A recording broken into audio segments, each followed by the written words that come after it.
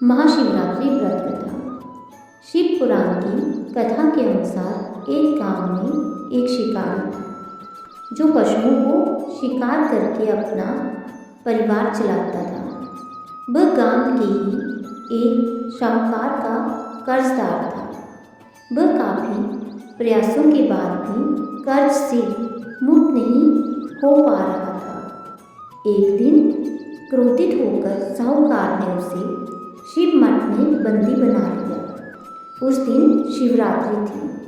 शिकारी ने उस दिन शिवरात्रि की कथा को सुना।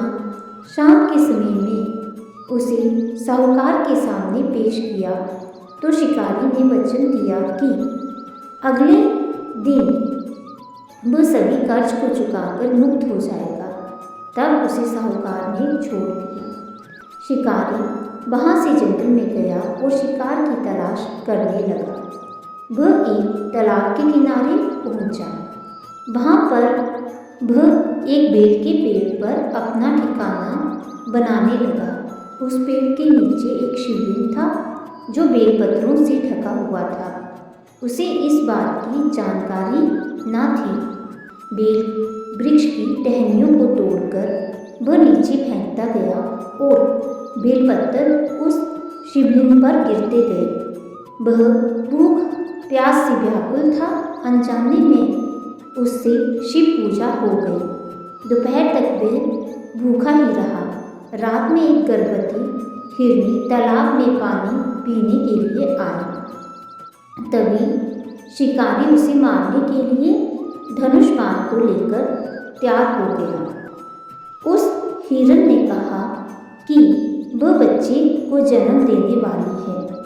तुम एक साथ दो हत्या न करो। बच्चे को जन्म देकर तुम्हारे पास आऊँगी, तब तुम शिकार कर लेना। यह सुनकर शिकारी ने उसे जाने दिया। कुछ देर बाद एक और हिरन आई तो शिकारी उसका शिकार करने को तैयार हो गया। तभी उस हिरन ने कहा कि वह अभी ऋतु से मुक्त हुई है। वह अपने पति की तलाश कर रही है क्योंकि वह काम के वशीभूत है। वह जल्द ही पति से मिलने के बाद शिकार के लिए उपस्थित हो जाएगी।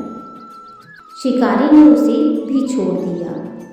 देर रात एक हिरन अपने बच्चों के साथ उस तालाब के पास आई। शिकारी एक साथ कई शिकार देखकर खुश हो गया। वह शिकार करने के लिए तैयार हो गया। तभी उस हिरन ने कहा कि वे अपने बच्चों के साथ इनके पिता की तलाश कर रही है। जैसे ही वो मिल जाएंगे तो वह शिकार के लिए आ जाएगी। इस बार शिकारी उन्हें छोड़ना नहीं चाहता था, लेकिन उस हिरन ने शिकारी को उसके बच्चों का हवाला दिया तो उसने उसे जाने दिया।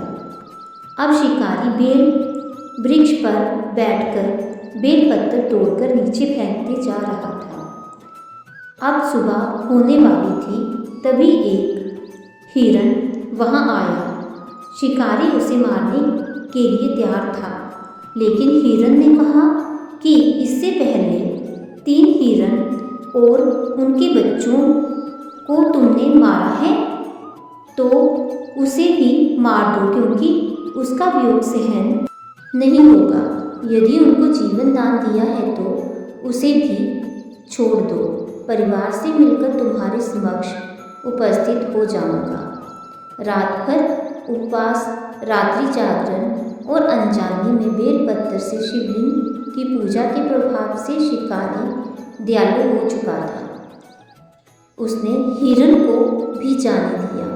उसके मन में भक्ति की भावना प्रकट हो गई और वह पुराने कर्मों को सोचकर पश्चाताप करने लगा।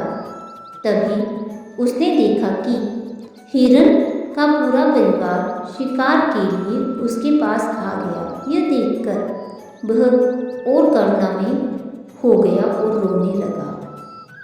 उस शिकारी ने हिरन परिवार को जीवन दान दे दिया और स्वयं हिंसा को छोड़कर दया के मार्ग पर चलने लगा।